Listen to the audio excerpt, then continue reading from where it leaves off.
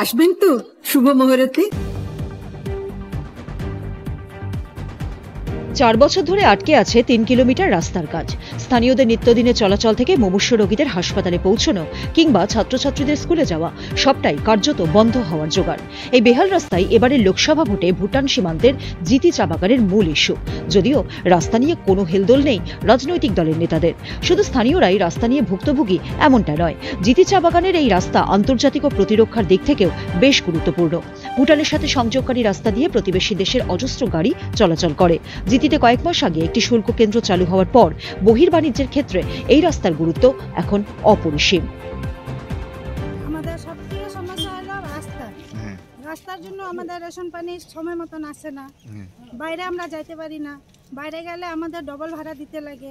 একটা যদি অসুবিধা হয়ে যায় তার জন্য যদি আমরা ডাকি গাড়ির জন্য, তো গাড়ি কয় আমাদেরকে এত টাকা দিতে লাগে, বাধ্য হয়ে আমাদের দিতে লাগে। আমাদের সবসময় সমস্যাই হয়। রাত্রের ব্যাপারেও যদি আমাদের কিছু হয় তাও তো আমাদেরকে গাড়ি পাওয়া যায় না। ডাকবো এখানে 500 টাকা 1000 টাকা দিব, 1000 টাকা করলে 2000 টাকা দিতে লাগে। আমাদের সব দিকেই সমস্যা আছে। ইলেকশন তো আসে, কিন্তু ইলেকশন নেওয়ার জন্য তো এখন সবাই আসবে, কিন্তু দেওয়ার জন্য কেউ আসবে না। এখানকার লোকাল রেসিডেন্ট এবং ইনফ্যাক্ট আমরা খুব কষ্টের মধ্যে আছি। একটাই রাস্তা, অ্যাম্বুলেন্স চলে না, স্কুল বাস পালিয়ে চলে যাচ্ছে এবং মারাও গেছে এখানে। ডেলিভারি পেশেন্ট রাস্তার মধ্যে ডেলিভারি হয়ে যাচ্ছে, প্রত্যেক সপ্তাহে অ্যাক্সিডেন্টও হয়ে যাচ্ছে। ফ্যাক্টরি বাউন্ডারি ওয়াল সেটাও ভেঙে গেছে। গার্ডেনের তো একদম খুব বাজে অবস্থা, ধুলো টুলো হয়ে স্কিন ডিজিজ নানা রকম প্রবলেম।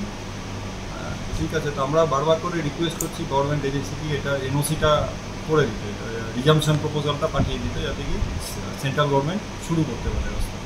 এখন এই রাস্তাটা যদি ছোট রাস্তা হইলে বা এটা কম প্রজেক্টে হইলে আমরা কি বলে গ্রাম পঞ্চায়েত মাধ্যম থেকে বা পঞ্চায়েত সমিতি মাধ্যম থেকে বা জেলা পরিষদ মাধ্যম থেকে 1 কোটি টাকার বা এর থেকে কম 70-75 লাখের ওইটা, কিন্তু ওইটা তো নয়, ওইটা তো মোটামুটি 300-400 কোটি টাকার বাজেটের কি বলে প্রোগ্রামটা ওই রাস্তাটা। সেই জন্য এখন দেখি আমিও অ্যাজ আ জিতি বাগানের বাসিন্দা আমিও গভর্নমেন্টকে কেন্দ্র সরকারকে আমি রিকোয়েস্ট করি কি কোনোভাবে এই রাস্তাটা যদি বানাই দিলে আমাদের জিতি বাগানের লোকজন শুধু না, ওইটা তো একটা ইন্টারন্যাশনাল রোড, এটা পুরা কি বলে ভুটানের জন্য, এটা সবার জন্য ভালো হবে। কেন আগামী দিনে এই যে ভুটান ইন্ডো এই যে রাস্তাটা আছে, কালকে দিনে যদি এটা দেশের সুরক্ষা নিয়ে যদি কিছু হয় তো ওই সময় ওই রাস্তাটা ভালো না হইলে কিন্তু আমাদেরকেও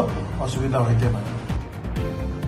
নাগরাকাটা থেকে শুভজিৎ দত্তের রিপোর্ট, উত্তরবঙ্গ সংবাদ।